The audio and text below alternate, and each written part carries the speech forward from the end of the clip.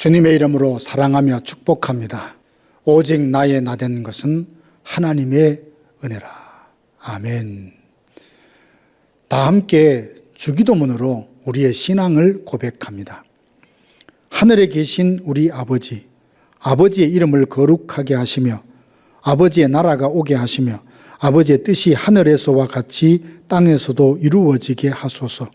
오늘 우리에게 일용할 양식을 주시고 우리가 우리에게 잘못한 사람을 용서하여 준 것 같이 우리 죄를 용서하여 주시고 우리를 시험에 빠지지 않게 하시고 악에서 구하소서. 나라와 권능과 영광이 영원히 아버지의 것입니다. 아멘. 하나님의 말씀은 마가복음 5장 15절에서 20절 말씀입니다. 예수께 이르러 그 귀신 들렸던 자, 곧 군대 귀신 집혔던 자가 옷을 입고 정신이 온전하여 앉은 것을 보고 두려워하더라. 이에 귀신 들렸던 자가 당한 것과 돼지의 일을 본 자들이 그들에게 알림해 그들이 예수께 그 지방에서 떠나시기를 간구하더라. 예수께서 배에 오르실 때에 귀신 들렸던 사람이 함께 있기를 간구하였으나 허락하지 아니하시고 그에게 이르시되 집으로 돌아가 주께서 내게 어떻게 큰 일을 행하사 너를 불쌍히 여기신 것을 내 가족에게 알리라 하시니 그가 가서 예수께서 자기에게 어떻게 큰 일 행하셨는지를 데가볼리에 전파하니 모든 사람이 놀랍게 여기더라. 아멘. 사람들은 저마다 중요하게 여기는 것이 있습니다. 직장이나 비즈니스를 중요하게 여기는 사람이 있는가 하면 그보다 가정을 더 중요하게 여기는 분들이 있습니다. 일의 성과나 목표를 성취하는 것을 중요하게 여기는 분이 있는가 하면 그보다 관계를 더 중요하게 여기는 분들이 있습니다. 우리가 물질보다 나 자신의 업적과 공로보다 명예보다 더 중요하게 여겨야 할 것이 있습니다. 오늘 본문에 보면 거라사 사람들은 중요하게 여겨야 할 것과 그렇지 못한 것의 순서가 뒤바뀐 것을 보게 됩니다. 자신이 믿음에 있는가 돌아보는 것을 소홀히 여기다가 거라사에 살던 사람들처럼 중요하지 않는 것, 잠시 있다가 사라질 것을 중요하게 여기다가 허망하게 세월을 낭비하는 일이 없어야겠습니다. 예수님께서 여러 가지 비유로 천국 복음을 전하시고 제자들과 함께 배를 타고 갈릴리 바다를 건너가십니다. 하루 종일 사람들에게 시달려서 고단하셨던 예수님은 배를 덮칠 듯한 큰 파도가 치는 중에도 고물에서 베개를 베고 주무셨습니다. 갑자기 불어닥친 바람과 파도가 감당이 안 되자 제자들은 주무시는 예수님을 깨웁니다. 예수님은 주무시다 말고 일어나셔서 바람과 바다를 꾸짖으시니 금세 잔잔하게 되었습니다. 제자들은 눈앞에 펼쳐진 현실을 도무지 믿을 수 없다는 듯 이분이 누구시길래 바람과 바다도 순종하는가라며 서로 대묻곤 합니다. 예수님은 바람과 바다를 잔잔케 하시는 온 세계 만물의 통치자라는 사실을 제자들이 몰랐습니다. 예수님과 제자들이 거라사에 도착하여 배에서 내리자 한 사람이 달려와 예수님 앞에 절을 합니다. 그는 무덤에 살던 귀신 들린 사람으로 아무도 통제할 수 없어 그를 무덤에 두었습니다. 쇠사슬로 묶어도 쇠고랑으로 채워도 다 깨뜨려 버리니 아무 소용이 없었던 겁니다. 사람들이 쇠사슬과 쇠고랑에 채워 놓았기에 양손과 양발목에는 피멍이 들어 있었고 오랫동안 잠을 제대로 자지 못해 눈은 붉게 충혈되어 있었고 제대로 씻지 못해 몸에서 악취가 나고 초췌한 얼굴과 남루한 옷차림으로 예수님과 제자들을 만납니다. 그는 결코 반길 만한 사람이 아니라 멀리하고 싶은 사람이었습니다. 그런데 그 입에서 나온 고백은 참으로 놀랍습니다. 지극히 높으신 하나님의 아들 예수여 라고 고백을 합니다. 이 고백을 들었던 제자들은 부끄러웠을 겁니다.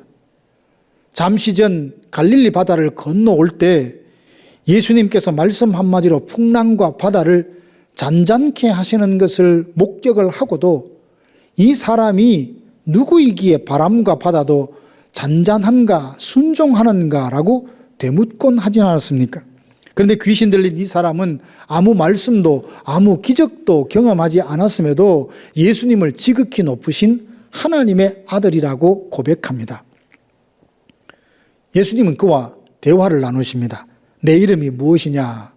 주님의 질문에 그가 대답하기를 내 이름은 군대입니다. 군대처럼 많은 귀신이 그 사람의 영혼을 사로잡고 있다는 뜻이 아니겠습니까? 예수님은 그 귀신에게 명령하십니다. 그 사람에게서 나오라. 그러자 군대 귀신이 대답하기를 자기를 갈 곳 없는 곳으로 내쫓지 말고 돼지떼 속으로 들여보내달라고 간청을 합니다.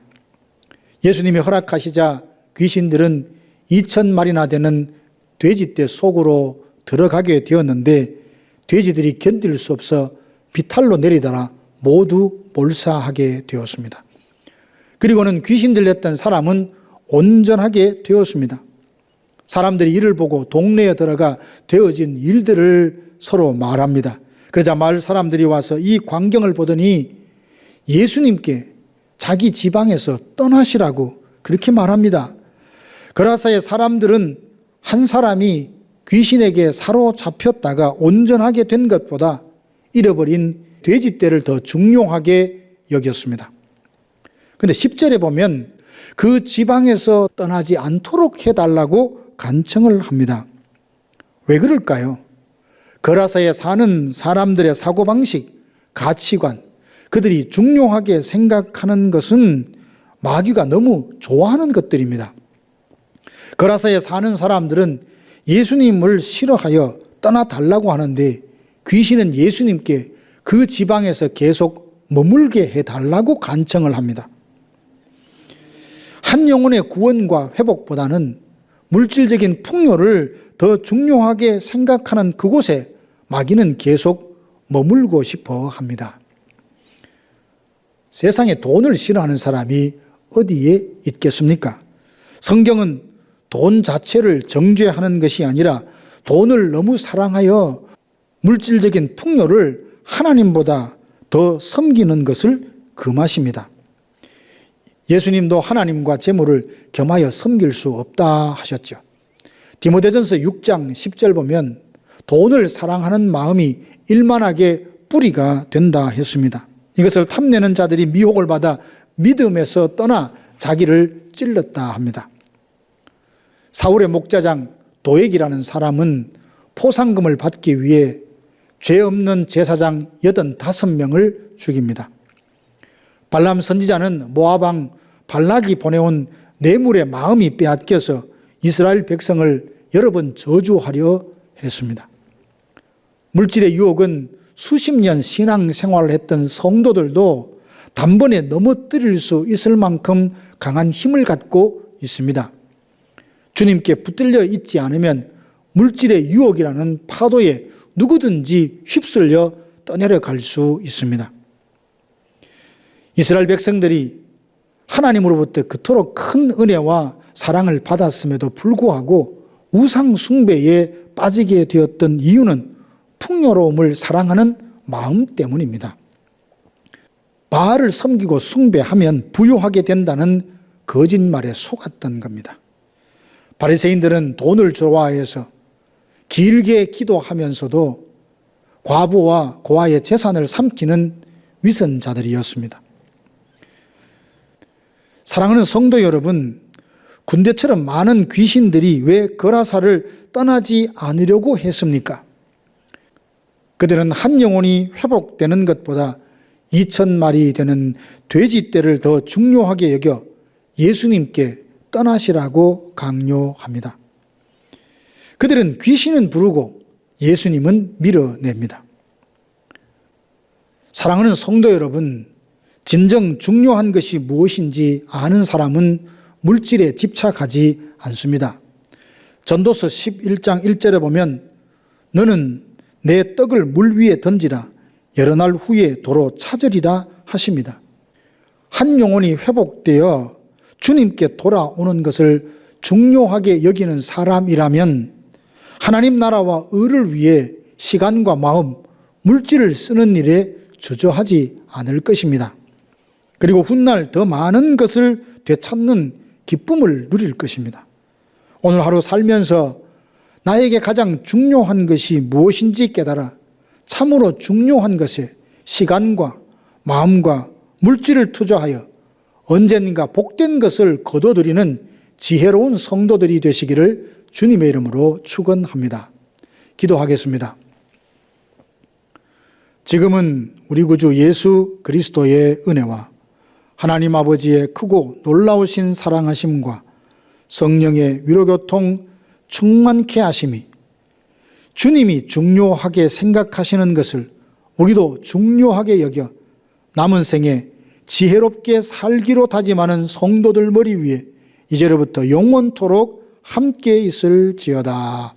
아멘.